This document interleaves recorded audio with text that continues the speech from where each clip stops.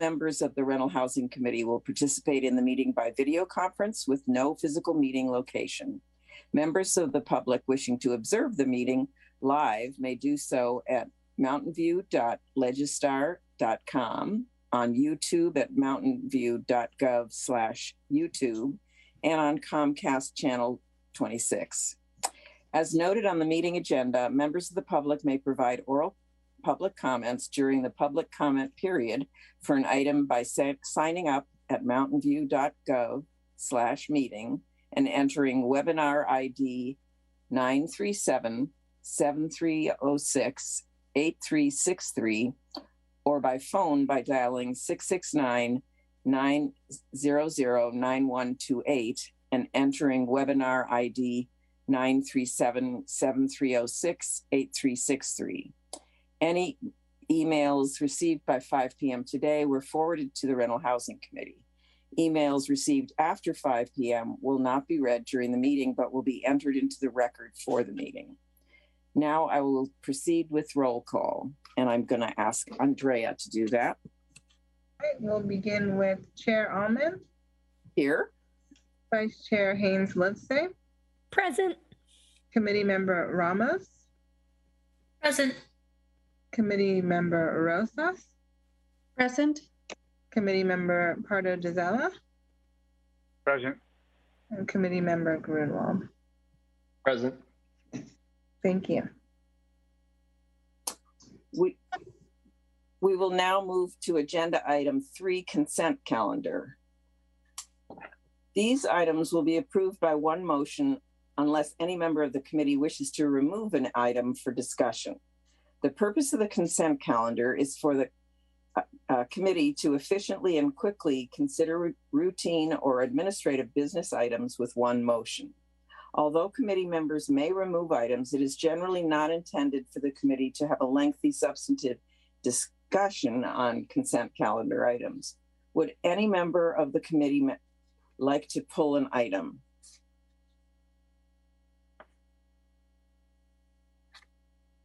Are there any raised hands? I don't see any. Okay. Would any member of the public on the line like to provide comment on this item? If so, please click the raise hand button in Zoom or press *9 on your phone. Staff will display a countdown timer on the screen. They can, I'm a little confused. They can make comment on consent calendar items? Correct. Okay. I see no hands, no. Okay.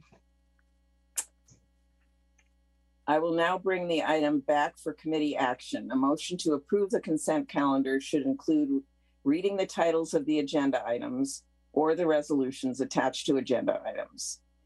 3.1 and 3.2. If items are pulled, the committee will note that agenda items were pulled.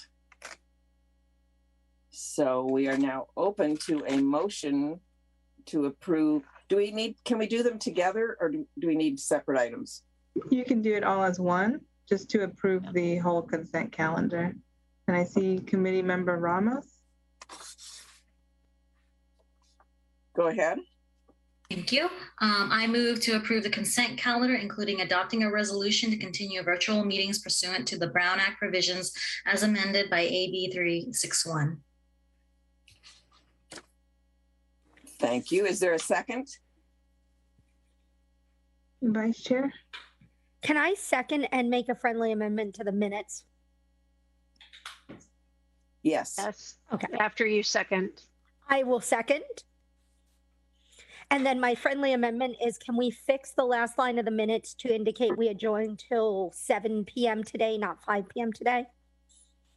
And that is all. I accept the amendment. Okay. And it was already seconded, so now it's up for a vote. Mm-hmm. Should I start roll call? Please, thank you. Right, we'll begin with the Committee Member Pardo Dizella. Aye.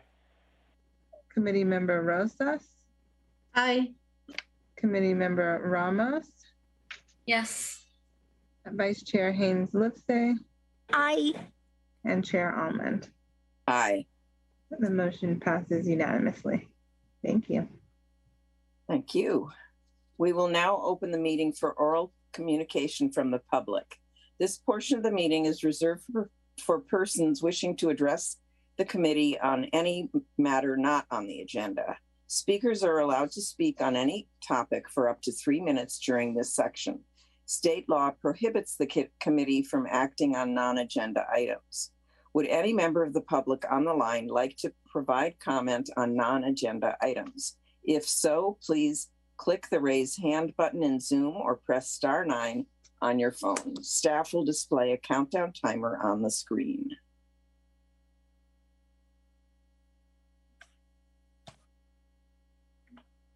I'm not seeing any hands raised. Are you? No, I'm seeing no hands. Okay, we're just moving right along. Okay. We will now move to agenda item 7.1. MHRSO, which I assume means mental housing regulation. What does it stand for? Mobile home rent stabilization ordinance. Right. Okay. So it's Chapter 4, registration, Chapter 5, petition process, Chapter 6, hearing process, and Chapter 11, notice of MHRSO rent. We will begin with a presentation from staff.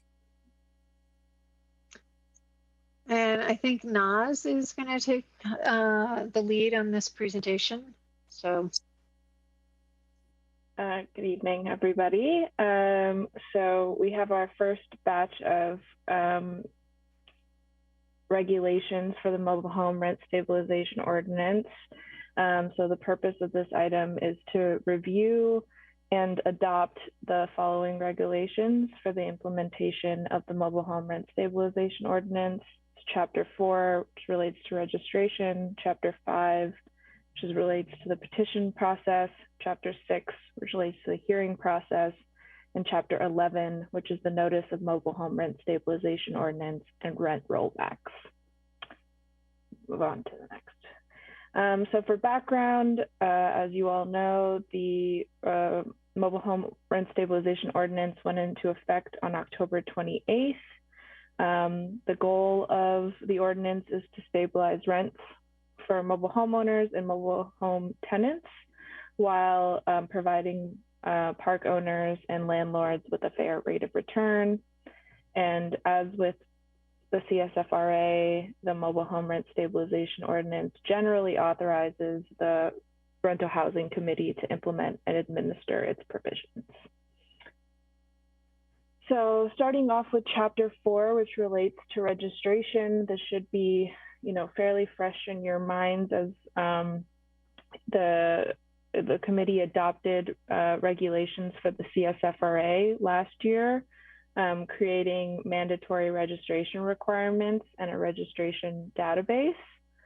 That has been largely successful and has helped staff to more accurately and efficiently administer the various provisions of the CSFRA. And given the utility of the registration regulations and the database, staff is recommending that the committee adopt similar requirements for implementation of the mobile home rent stabilization ordinance. Next slide. So just to give you a sense, the database will help implement and monitor compliance with the following requirements that are in the mobile home ordinance. The first is obviously just keeping track of which units are, or which mobile home spaces and mobile homes are covered and which are exempt. Related to that, that will help staff with the annual space rental fee invoicing, to make sure that covered landlords who are covered are invoiced for their annual fee. Additionally, this is slightly different from the CSFRA since there is actually vacancy control for mobile home spaces. The database will help to keep track of the provisions in the mobile home rent stabilization ordinance related to vacancy control. Those provisions are, ensuring that landlords do not increase the rent more than what is permitted under the state mobile home residency law when there's turnover of tenants, unless certain conditions are met. Additionally, we'll talk about this notice of mobile home rent stabilization ordinance in Chapter 11, but it's essentially a notice to the mobile home owners and tenants about whether their unit is covered or exempt and whether or not they're entitled to a rent rollback. And then banked AGA increased notices, as well as termination of tenancy notices under the just cause provisions, which have to be filed. The mobile home rent stabilization ordinance provides that those termination of tenancy notices must be filed with the committee or staff. So the regulations would require park owners and landlords to register on the following 4 occasions annually by February 1st of each year. That is aligned with what is required for landlords under the CSFRA. Additionally, upon expiration of an exemption from the mobile home rent stabilization ordinance, some of the exemptions in the ordinance are time limited, and so upon their expiration, you'll want to have landlords register those units as they'll come under the provisions of the ordinance. And then upon a change in tenancy of the mobile home space or mobile home, and upon change in ownership or management of the mobile home or mobile home park. So Chapter 5, the petition process, similar to the CSFRA, the mobile home ordinance allows the committee to develop regulations to facilitate prompt resolution of petitions, and for the committee has power to adjudicate petitions and issue decisions with orders for appropriate relief. So there are these, I think you've gone through these previously in the review of the ordinance, but the grounds for individual rent adjustment petitions are the same as in the CSFRA. So fair rate of return petitions, including capital improvements, and then for downward adjustment, failure to maintain habitable premises, decrease in housing services or communal facilities. The communal facilities piece is slightly different than what's in the CSFRA, and then unlawful rent, including the failure to provide a rent rollback. Next slide. So like I said, these regulations mirror Chapter 4 of the CSFRA regulations to the extent possible. And the goal of that is just to ensure consistency across the entire program and efficient implementation by both RHC staff and members, including hearing officers. So really, substantively, the petition process is almost exactly the same as in the CSFRA.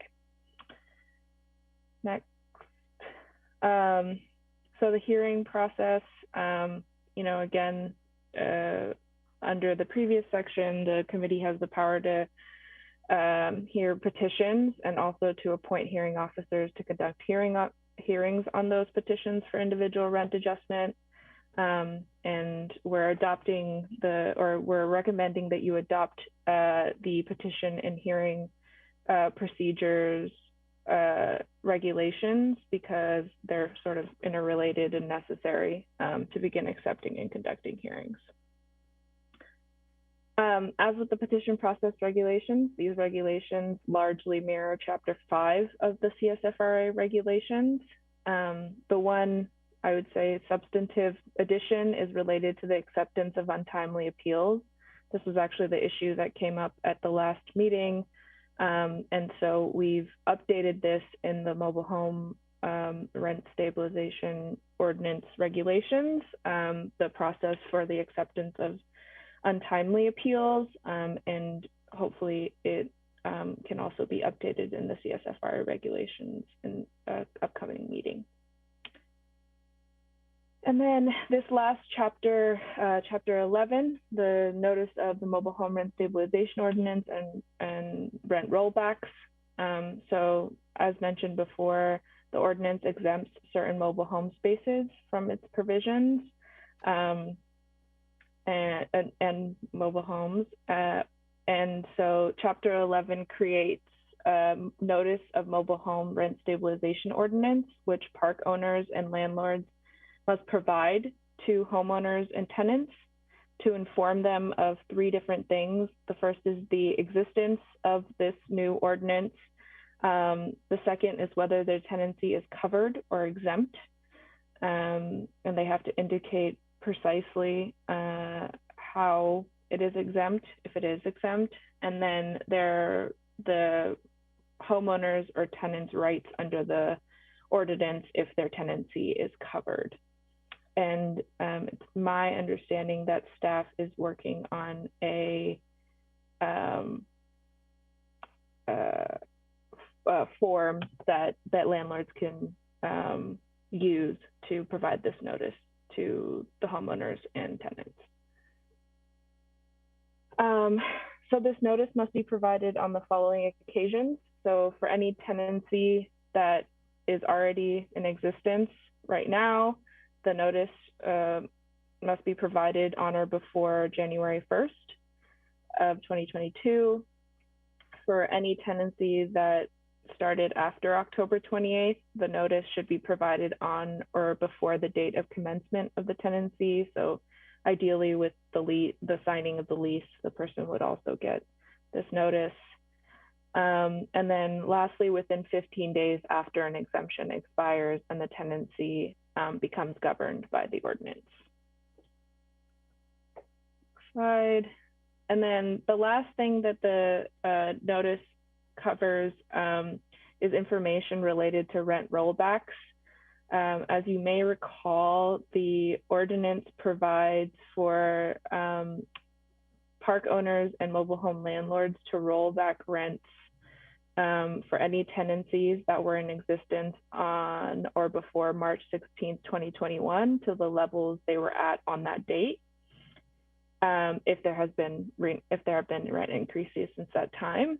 And so for those tenants who are entitled to, or mobile home owners or tenants who are entitled to a rent rollback, the notice must state whether they are entitled to it and also provide them with an actual rent rebate if it's applicable. And the rent rebate is defined as a payment, so a direct payment, unless there's some other agreed upon method of payment, such as a rent credit, but that must be agreed upon between the landlord and the park owner / landlord or homeowner / tenant. So Chapter 11 requires the mobile home park owners and landlords to file a copy of the notice as served with the committee or its designee.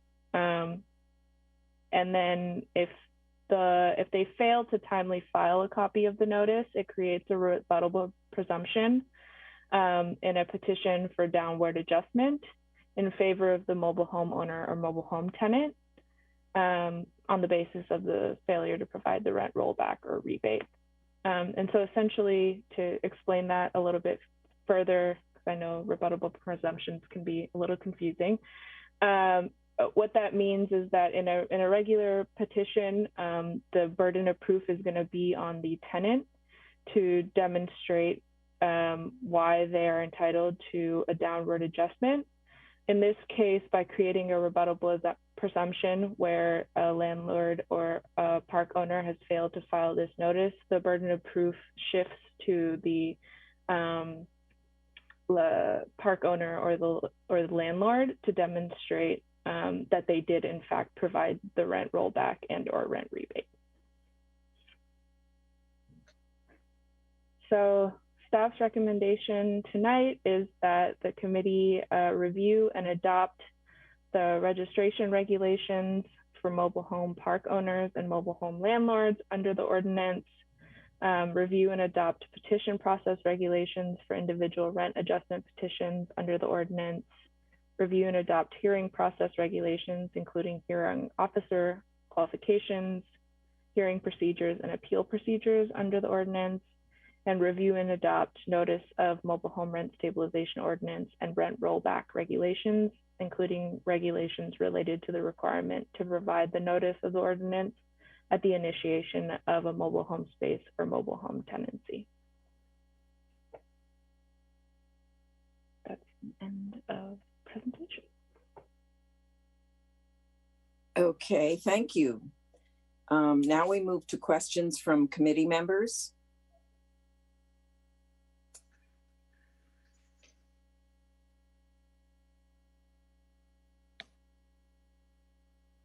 I see committee member Ramos's hand. Go ahead. I've been receiving some questions about how the rollback will be implemented. Can you go more in detail of at what point will tenants be able to file for that rollback if it's not already being done? Yeah, so Chapter 11 provides two different sort of processes. The first is if a tenant makes a written demand upon the landlord for the rent rollback, then they need to provide that within 10 calendar days. And if it's not provided in that time, then the tenant can go ahead and file a petition for the downward adjustment based on unlawful rent. If the tenant doesn't make the demand, then the landlord has until January 1st, 2022 to provide this notice. And you know, at that time, if the landlord doesn't provide this notice and doesn't provide the rent rollback or rebate, then the tenant at that time can also file a petition.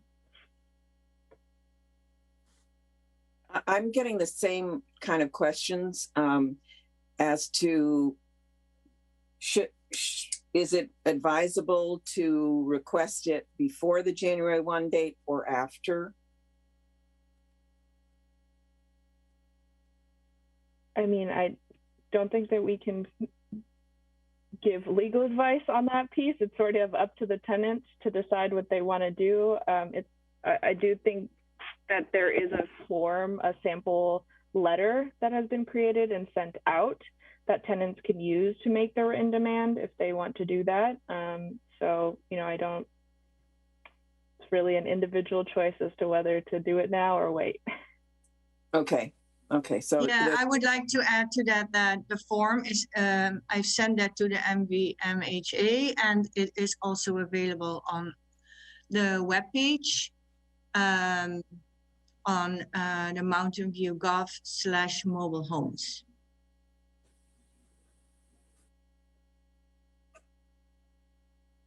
Great. Vice Chair Haynes-Lipsey. So the form, as I understand it, it triggers basically the noticing that is due in January 1 to be provided within 10 days of receipt, correct? So they would get a full, anyone who filed the form would get a full play-by-play accounting of this is how much you were paying, this is how much you should have been paying, this is how much your rebate will be delivered on such and so day. Is that accurate? I think it's a slightly separate process. You know, landlords have until January 1st to provide the actual notice that staff is creating that talks about the exemptions and as well as the rollbacks. I think all that if a tenant requests a rollback sooner, then I think that's really all that the landlord would need to address in their response is the rollback and how they're going to make payment and they should provide the payment within the 10 days. I think that's how the regulation is written, is that they're going to provide, you know, and if they think that for some reason the tenant is wrong and the tenant's not entitled to a rent rollback, they could respond in that manner as well and say, actually, I don't think that you're entitled to this, at which point it would be up to the tenant if they wanted to file a petition to contest that. Okay, thank you. Oh gosh, I just forgot what I was going to say, so we'll go on. Oh, I know what it was. So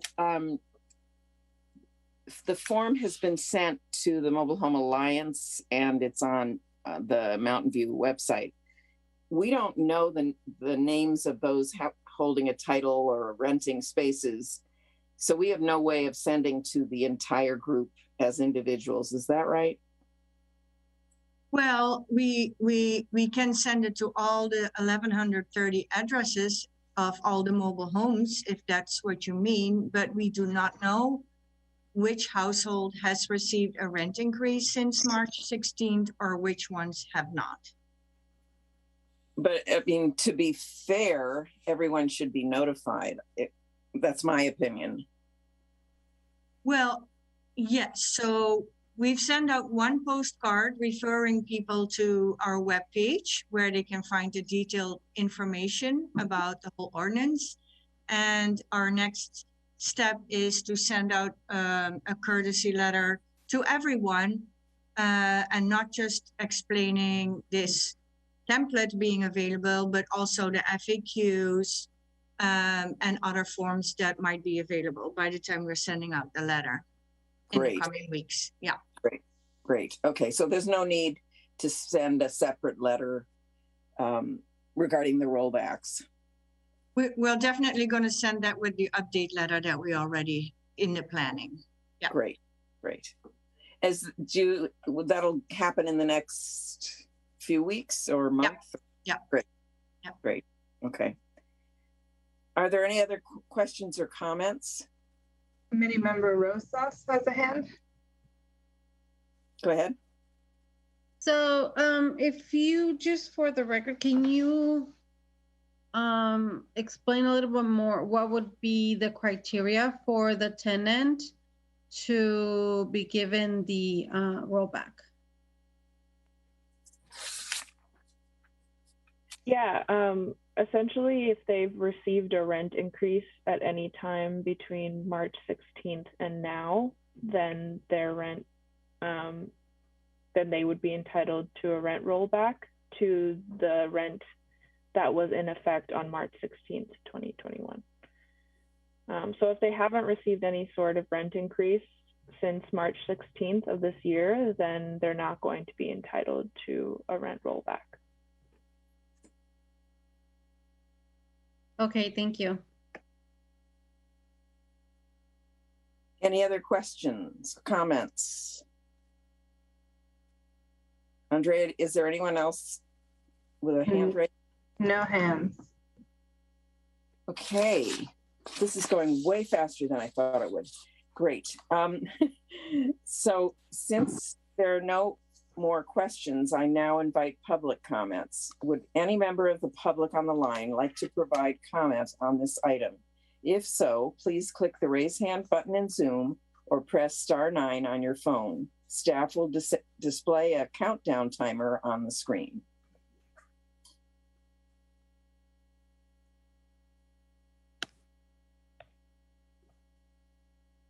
Okay. Are there any public members that are interested in speaking? Of one hand, I'll go ahead and ask Alex to unmute yourself. Thanks. No substantive comments other than thank you for doing this. And as part of the Mountain View Mobile Home Alliance, I'm happy to work with you to get the word out and try to help our members and the community understand what they need to do and what their new rights are. So thanks. Thank you, Alex. It's a long time coming, huh? But I really am excited about this. There's nobody else who wants to speak from the public? No hands. Okay. So we now need to, I'll invite there's two ways we can go. We can vote on each item, or we can have a motion to approve all of them.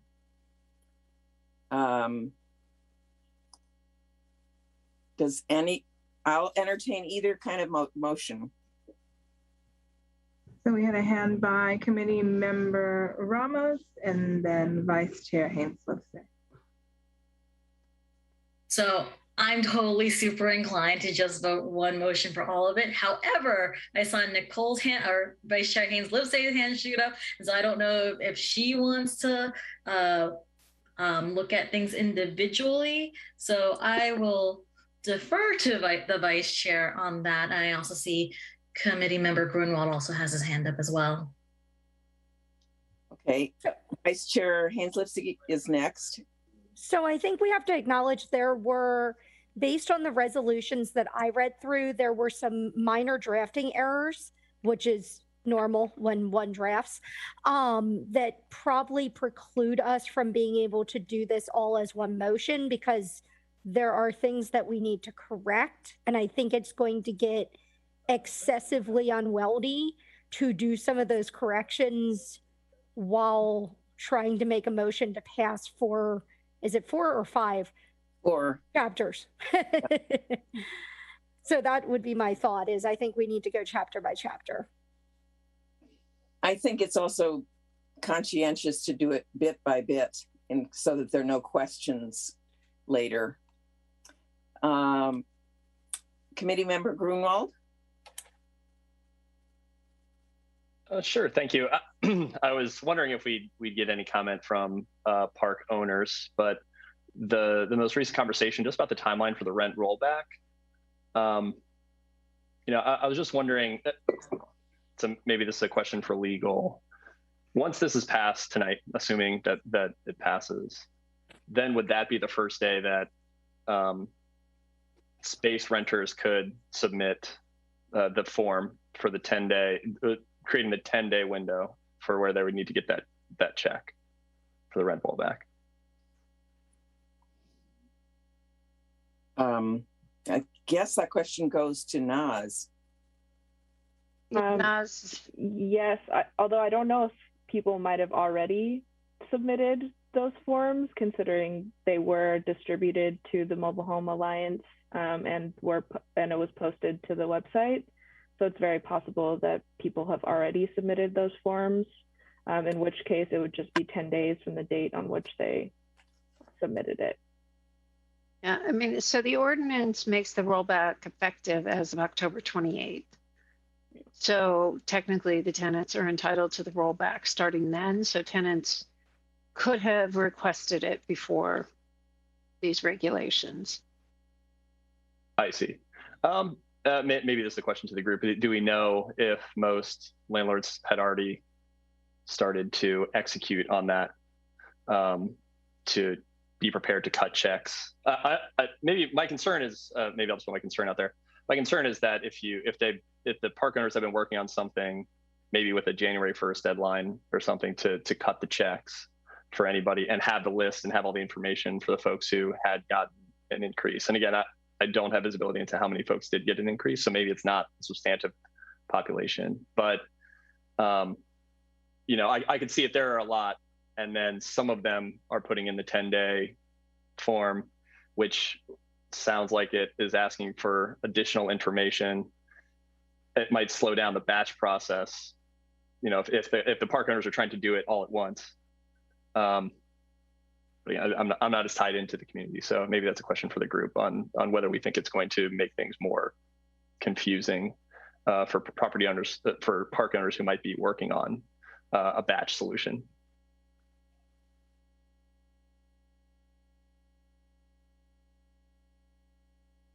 I don't know who wants to field that question. I mean, I don't know if anyone was working on a batch solution, but the reality of a rebate or a refund is that you generally, if it is due and it is appropriate, you generally don't have the luxury of saying, oh, well, I'd really prefer it to hit in XYZ accounting month. That's not really a decision that gets to be considered if a refund or a rebate is appropriately due. So I'm not sure that we should spend too much time delving into whether or not someone was working on a batch solution. I mean, reality is, I'm sure that there are definitely accounting equations being run and folks are putting efforts into how am I going to do this. But if somebody is owed the refund and they wish to request it, I don't think that we have grounds to say, oh no, you need to wait, because that's just not how a refund works in my experience. So I guess that would not be a huge concern to me, but maybe others have other views on that.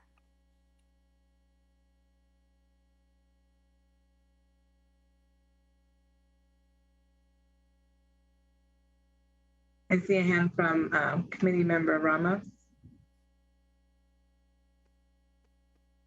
Okay, so I'm seeing no other hands up, so I'm going to start going with motions. We could go one by one so that people can decide on that. So I move to adopt the resolution of the Rental Housing Committee of Mountain View adopting regulations chapter 4, and I believe that's the registration one of the mobile home rent stabilization ordinance.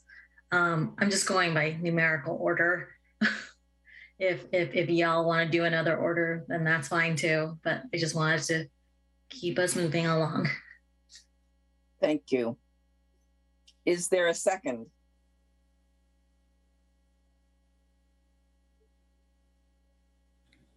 I will second that. Thank you. Nicole, did you have any edits for that section? Okay, no, I didn't. that one was easy. Okay, good. So moving right along, then I'll ask Andrea to call the roll for a vote on this motion. Okay, we'll start with committee member Pardo Dezella. Aye. Committee member Rosas. Aye. Committee member Ramos. Yes. Vice Chair Haynes Lipsey. Aye. And Chair Almond. Aye. All right, motion passes unanimously. 5 votes to 0. Thank you. Okay, I want to entertain a motion for chapter 5.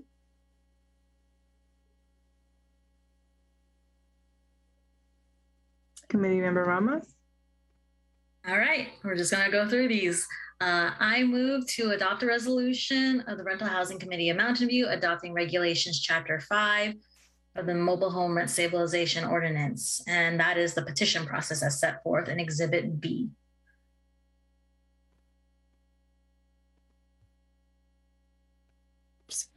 Is there a second? I can second that. Thank you. And I would pose the question again, are there edits for review or changes we need to make? I don't have any drafting errors noted, but I have something I'd like to discuss, but I don't know if now is the time.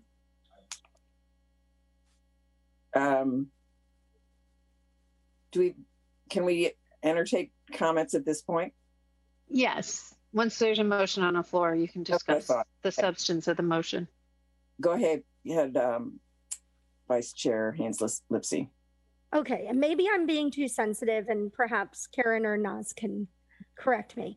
But in here, and I do acknowledge it matches the CSFRA exactly. There is language around a requirement to essentially admit fault before making restitution and fixing the issue if the respondent is going on a downward adjustment is going to just make the restitution and fix the issue, whether it be a loss of service or an overpayment of rent or whatever it may be. Maybe I am just overly sensitive to this concept, but corporate entities being asked to admit fault or wrongdoing, to me, it seems like it may be a barrier to expeditiously handling the matter, because they may say, no, I don't want to admit fault. I don't want to acknowledge wrongdoing. so I won't do it, when you could otherwise just get the matter resolved quickly by having them make restitution and fix the issue. And maybe I'm just very sensitive because I'm used to my industry standards, and that is we never admit or deny fault. But I do have concerns that the corporate entities may view it the same way. And I would hate to see a lot of petitions where the landlord or owner was willing to fix the issue and make restitution, but they were not willing to say, yeah, this petition would have prevailed. So it just doesn't get done and we just get mired in petitions. And I just wonder if we want to not make it a you must admit guilt and instead just offer the ability to basically fix the issue without admitting or denying culpability. So, and I acknowledge it matches the CSFRA, so it's not like it's new, but just a thought. So, I'll start, and Naz may have thoughts on this as well, but I think I wouldn't frame it as admitting guilt. The instances where this comes up is where there's either housing service has been removed or there's a condition in the park that makes it uninhabitable, or there's health and safety issues, that kind of stuff. I mean, so what the regulations say is an acknowledgement that the condition exists and a correction of the condition. So it does seem like if you're going to correct it, you kind of have to acknowledge that it exists. But it may not be a sense of guilt. It may be that things have changed and services have been reduced. And it's just stating that. In any instance where this were to occur, it would be a hearing officer making a determination based on the information. So it really is up to the judgment of the hearing officer as to what they need from the park owner. Okay, so maybe I misunderstood that section then. I thought that this was pre-intake phone call, pre-everything. In essence, you receive the petition, you as the park owner or landlord look at it and go, oh yeah, we probably need to fix that. Here's a check to make the restitution, and we've brought back the service or whatever it may be. And it never even goes to a hearing officer. It never gets that far.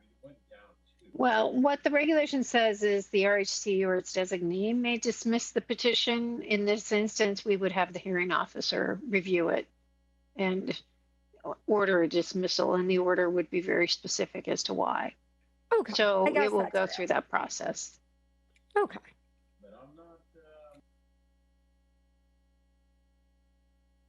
Are there any other comments on that or other sections of this?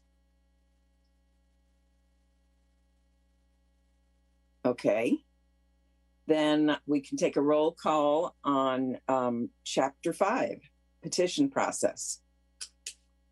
All right, let's begin again with committee member Pardo Dizella. Aye.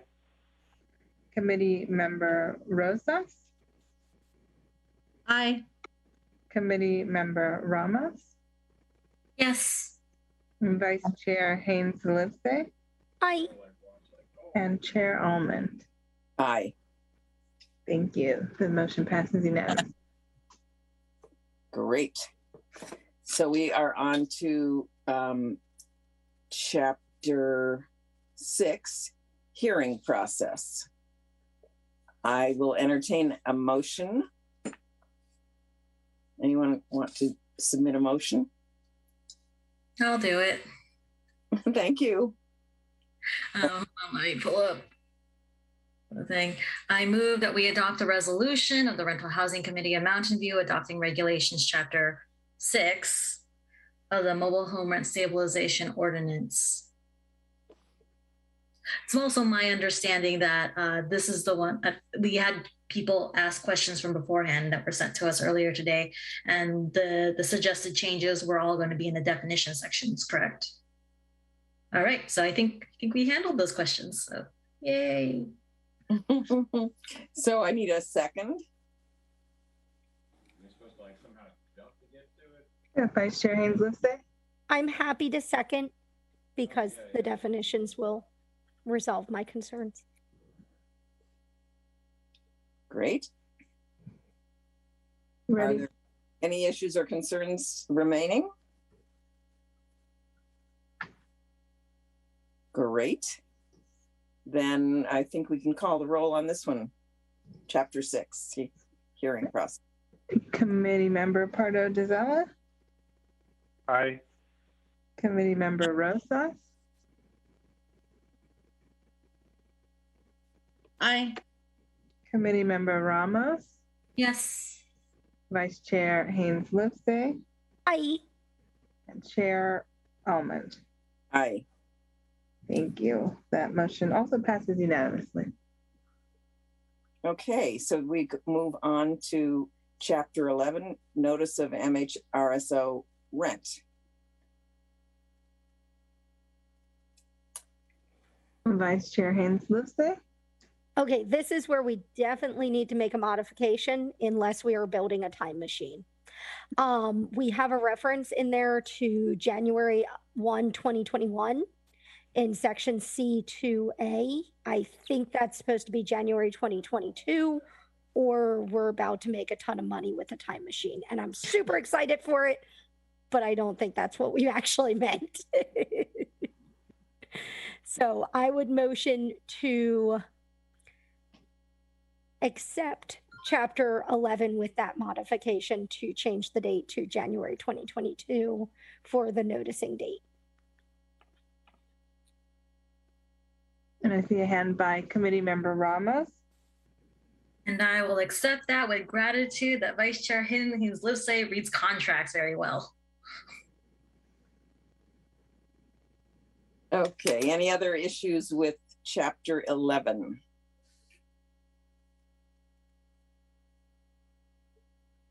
Not seeing any. I think we can have a roll call vote on this. Right. Committee Member Pardo Dizella, Aye. Committee Member Rosas, Aye. Committee Member Ramos, Yes. Vice Chair Haynes Lipsey, Aye. and Chair Almond. Aye. Motion passes unanimously. Thank you. Phew. Now we move to questions. Hold on, I have to do that again. Since there are no more questions, I now invite public comments. Would any member of the public on the line like to We already did public comment on this. Oh, okay, thank you. Okay, then I think we're done with this item. we are. So we're moving to 7.2, draft RHC work plan for calendar year 2022. Beginning with a presentation by staff. Good evening, Chair and members of the Rental Housing Committee.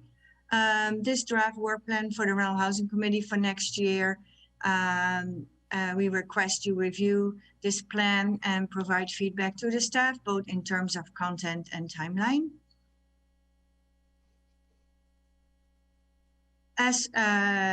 As is mentioned before, the Rental Housing Committee is charged with a number of tasks, amongst which establishing rules and regulations, which we are busy doing as we speak, determining the annual general adjustment of rents, approving an annual budget and rental housing fees, and hearing appeals in the petition process as applicable.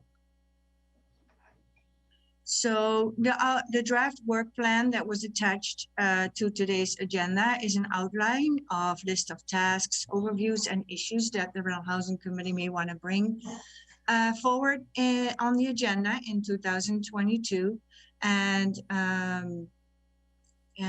this is used as a guideline to further implement and administer the CSFRA and the MHRSO. Another mouthful. So we're going to be happy in the coming months using all those acronyms. So if we go to the next slide, this is the desired work plan. It has agenda items on an as needed basis, such as appeal hearings and whenever we want to discuss new or amend regulations. There will be monthly items on this work plan, such as the data reports, updates on several programs, such as the eviction prevention program, and an overview of workshops and clinics on a monthly basis. Then on a quarterly basis, we have the quarterly financials, which you will also find on your agenda for today. And then there are annual items such as the election of the chair and the vice chair, the budget and the fees, determining the annual general adjustment of rents, contract renewals with third-party consultants, but also overview of tenant relocation activities, overview of the petition and hearing process, and outreach and education plans. And of course, the meeting schedule and the work plan. So this is the attachment that you received with the agenda. As you can see, we matched last month's discussed work plan for the MHRSO with the CSFRA one. So the proposal is that we discuss both CSFRA and MHRSO items in one meeting. And for now, we have not scheduled any more meetings.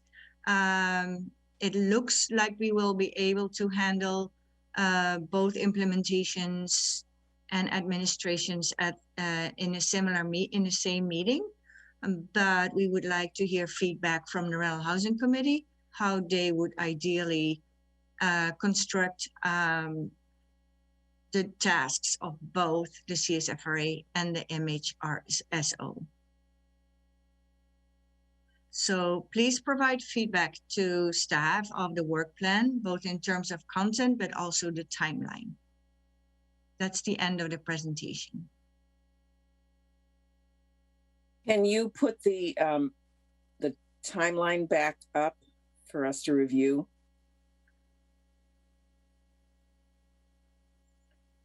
And so these were the dates that the Rental Housing Committee approved in last month's meeting for dates of meetings for 2022. Okay. Are there any comments or questions from the committee?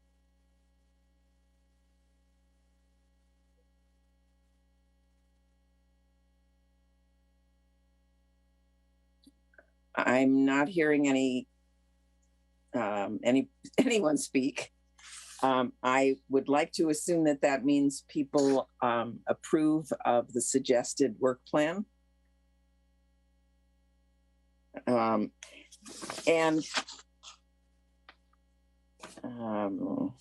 Public comment, maybe? Yeah, since there are no more questions, I now invite public comment. Would any member of the public on the line like to provide comment on this item? If so, please raise hand button in Zoom or press *9 on your phone. Staff will display a countdown timer on the screen. Are there any interested members of the public? No hands. Okay. Oh, we have a hand. Okay. All right, I will go ahead and ask Edie Keating to unmute yourself. Thank you. So it's nice to have the Rental Housing Committee be in a situation where it's business as usual. And so planning the next year is not going to be that different from this year, with, of course, the exception of the mobile home regulations. And so I just want to acknowledge that peacefulness. And then I want to be a squeaky wheel and say that one place where there are regulations, and I'm just keep being curious how well they're being followed, is with registration.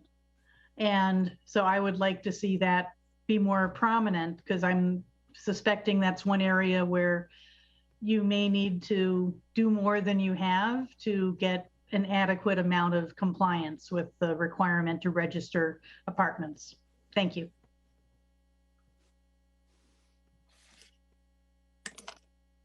Are there any other comments from the public?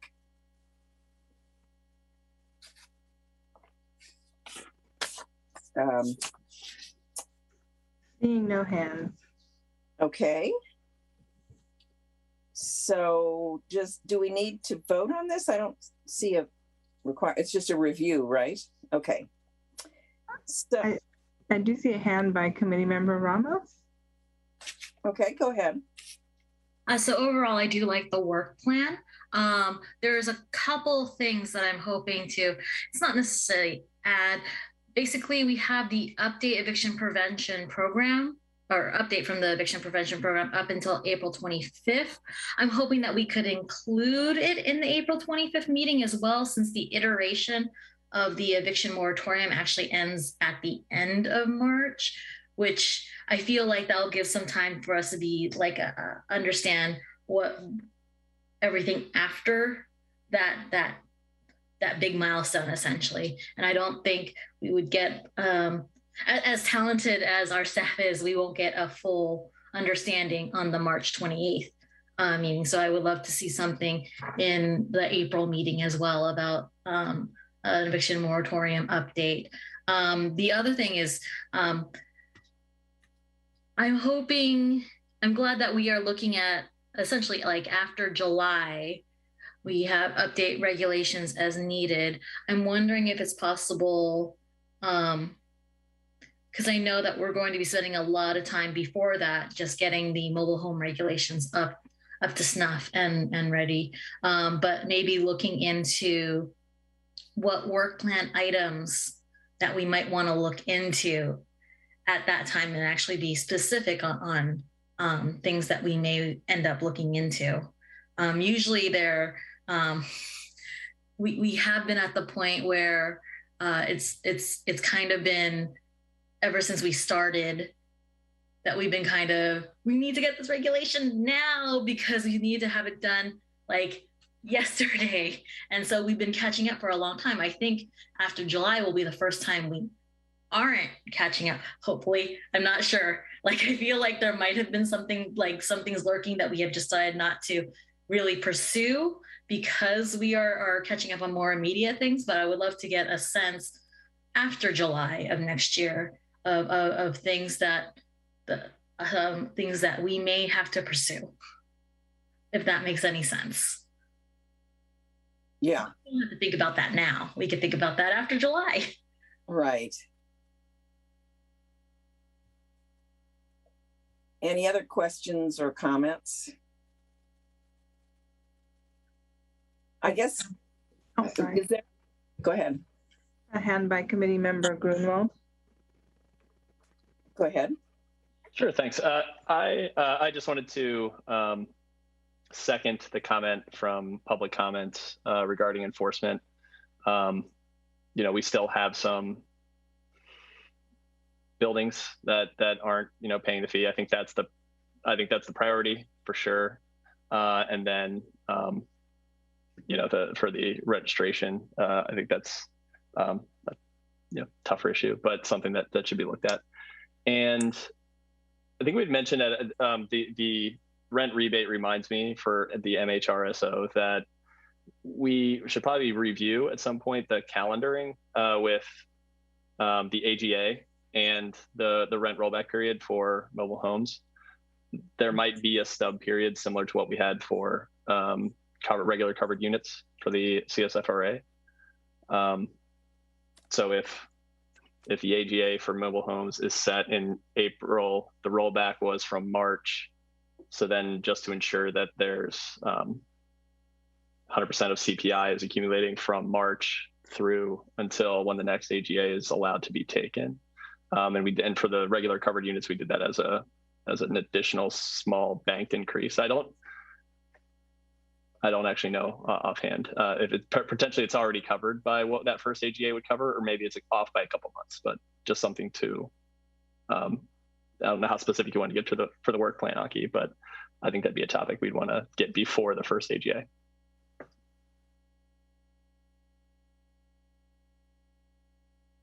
Are there any other comments? I have a question or comment, but but I'll let everybody else go first.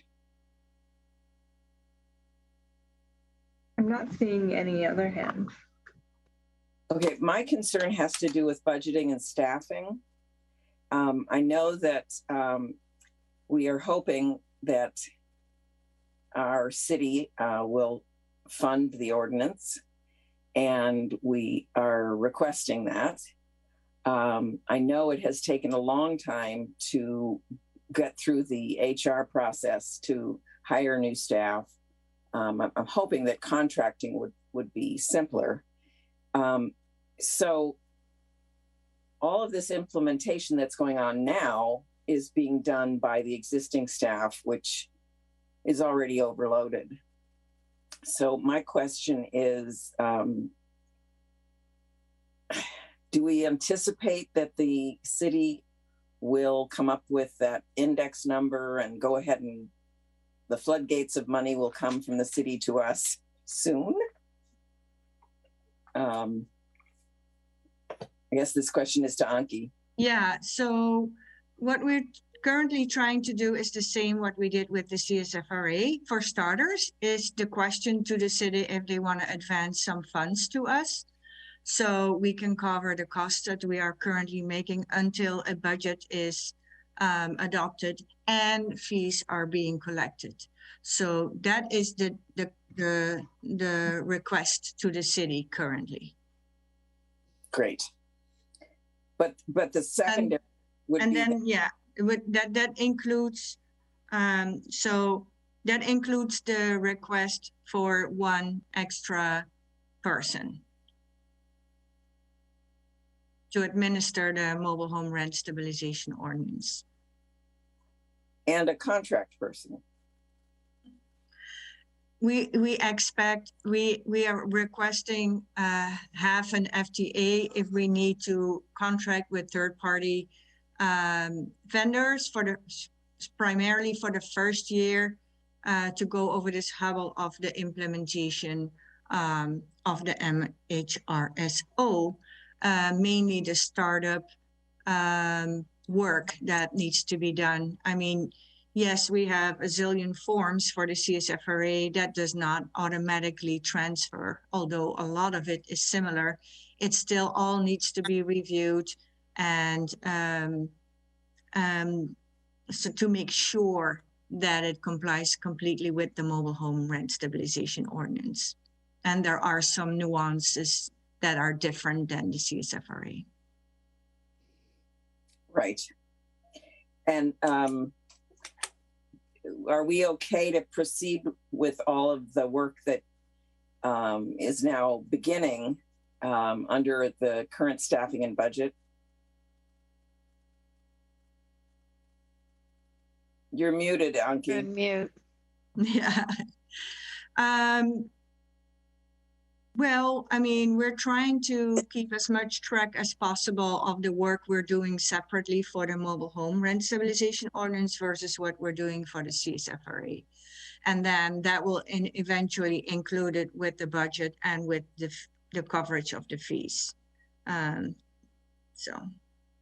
Great. So full speed ahead. Great. I'm amazed that you, the regulations were cranked out by this meeting date.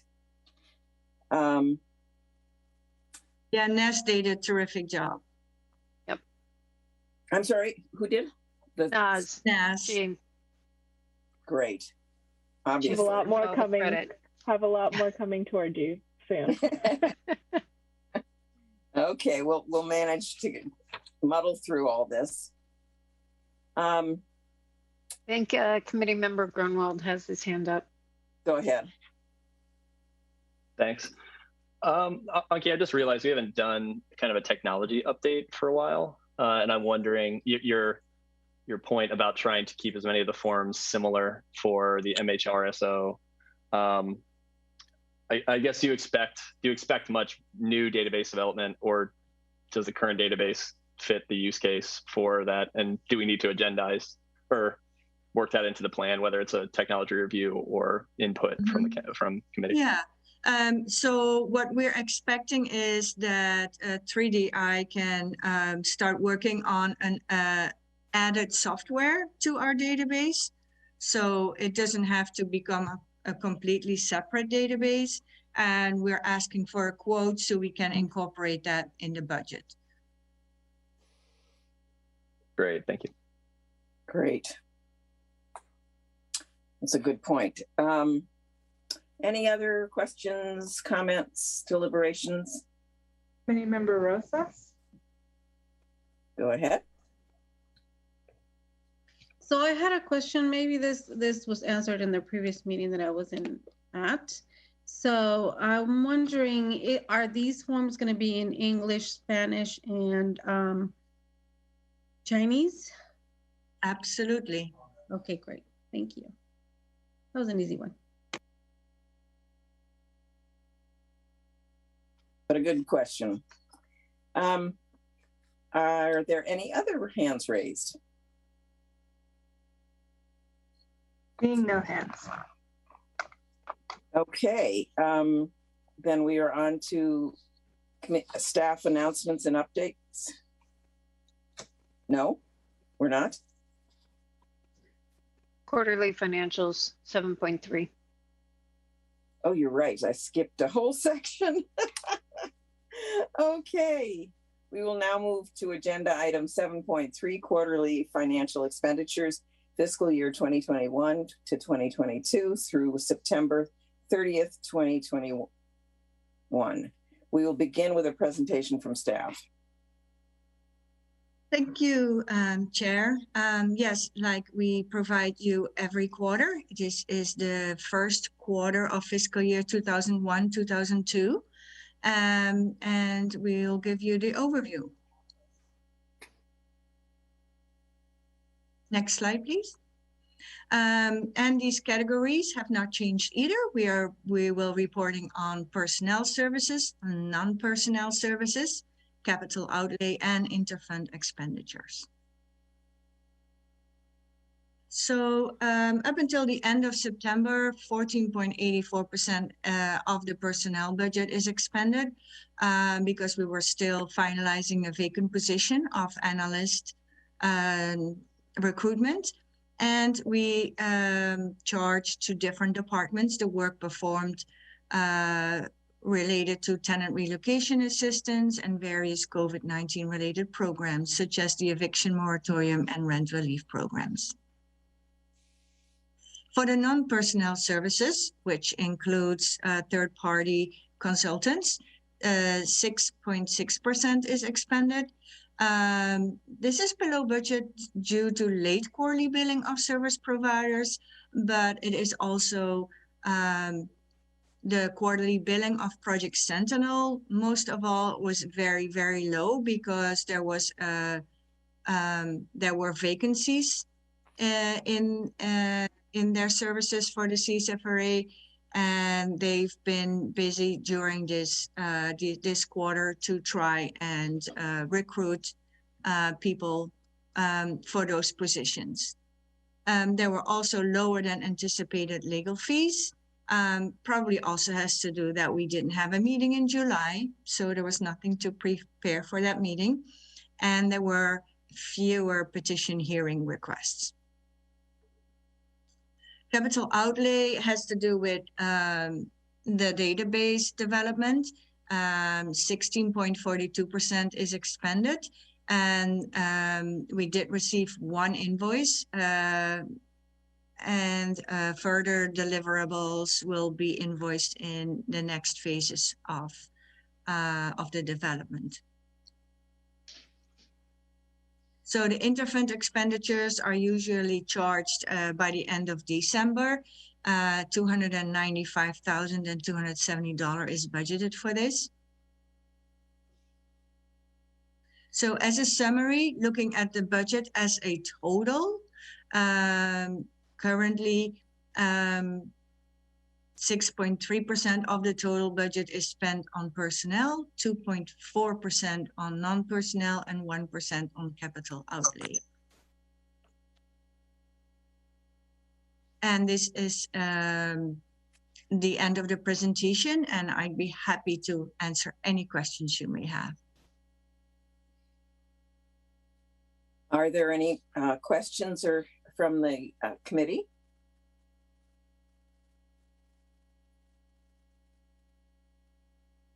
Seeing no hands. Okay, since there are no more questions, I now invite public comments. Would any member of the public on the line like to provide comment on this item? If so, please click the raise hand button in Zoom or press *9 on your phone. Staff will display a countdown timer on the screen.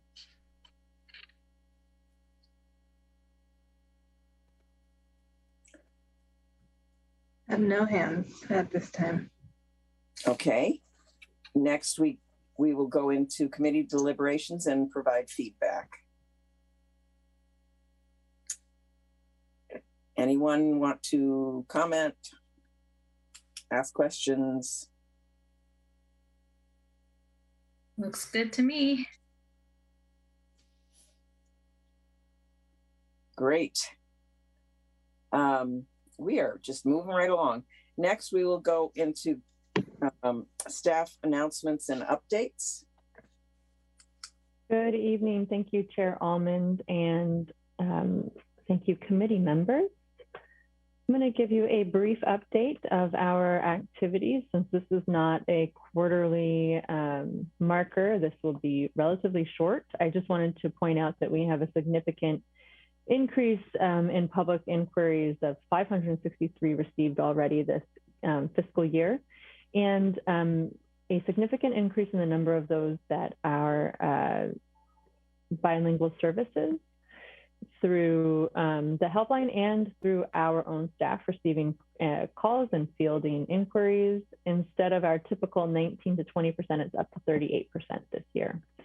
We've also seen a significant increase in mediations and conciliations. This is quite a few for this time of year, and staff will need to go back into the data to double check. But we do have a thought that this could be a reason why we're not seeing as many petitions right now. So usually we have a few more this time of year, but we're not seeing that movement, and are thinking that it has something to do with the number of mediations that have been filed with the MVMP program. For the failure to pay rent notices from Q4 of 2020-2021 and Q1 of 2020-21, 2020-22, those were relatively flat in terms of an increase in the number of notices received. There's only 2 more filed in Q1, and for this quarter, we are at 80. I also wanted to point out that the vacancy rate is down to 7.1 for fully covered units, and we do know that there are units that are being held off of the market at this time. I'd also like to give an overview of the eviction prevention program. Staff is working on the visual overview and has gathered the data from our intake forms and surveys that we fill out with the people who join us. So a majority, 64% of our households that are receiving assistance have 3 or more people in the household. They live on an average annual household income of less than $25,000, and the majority of them speak Spanish as their primary language. So 84% of the clients that we are supporting require translation support. And we have assisted 108 households this fiscal year. These particular people have received all of their necessary assistance in 1 visit, and 37 households have returned for further assistance. Of our clients, 6 of them have received termination notices. 4 have requested and received legal assistance, and 46 households that previously applied for the city's rent relief program joined us, with 39 households receiving an average of 2.4 months of assistance. And I did want to give you some input from the community on our services.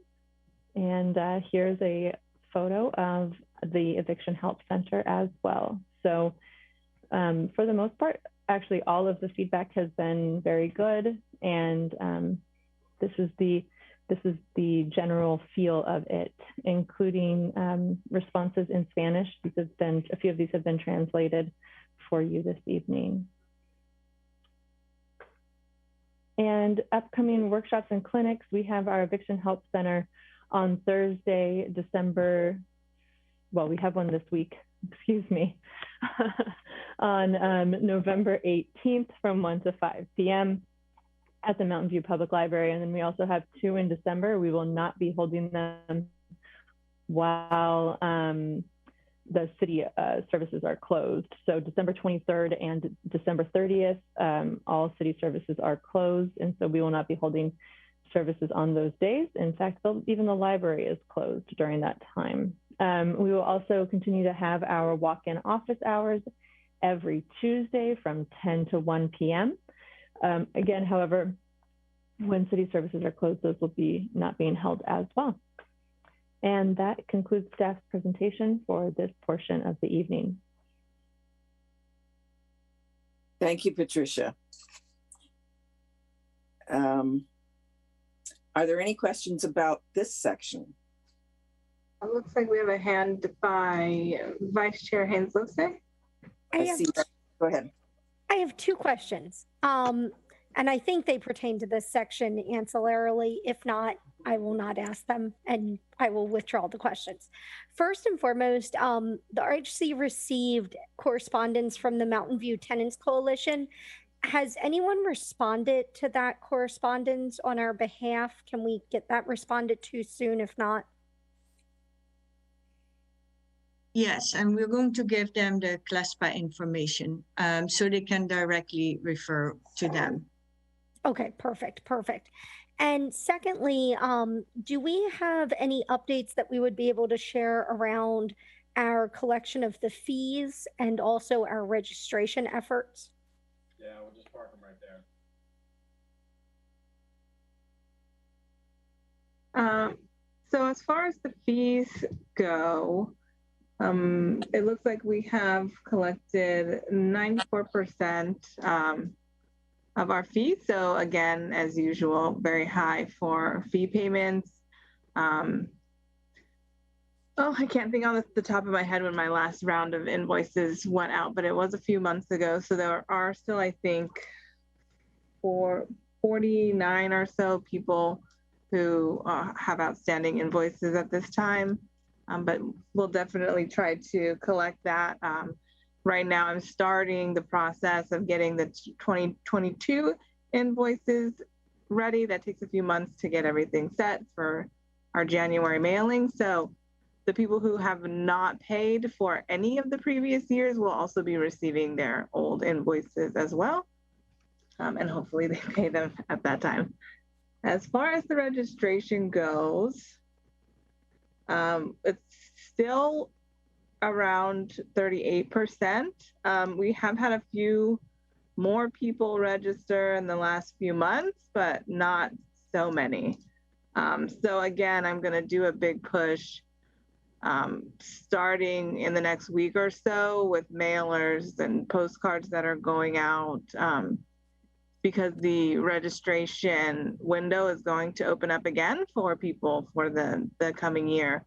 So really going to try to focus on outreach and webinars again, and try to think of some other creative ways to get to people and get them to register their property.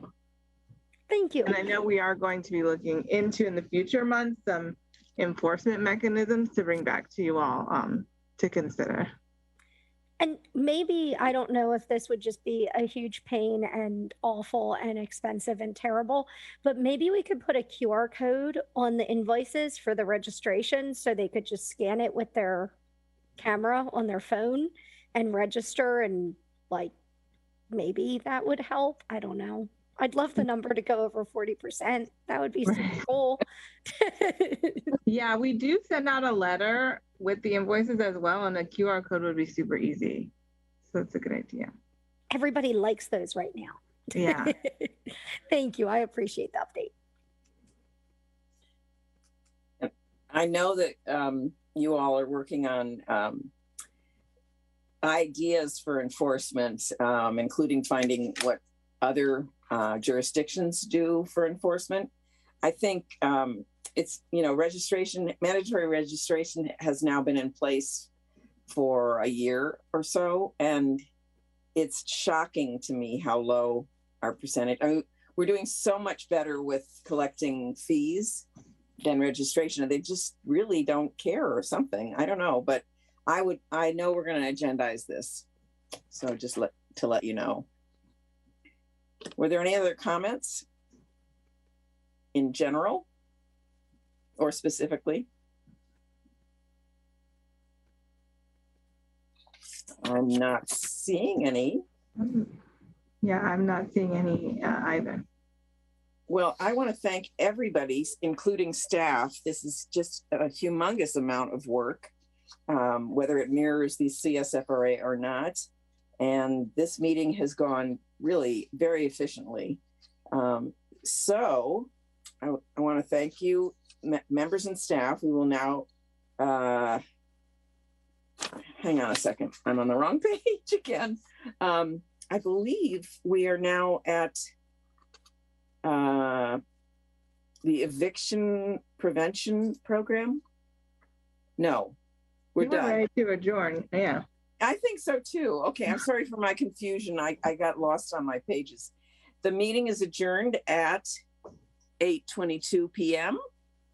The next Rental Housing Committee meeting is scheduled to be held on Monday, December 13th, 2021 at 7 p.m. Everyone have a wonderful Thanksgiving. We'll see you afterward. Bye.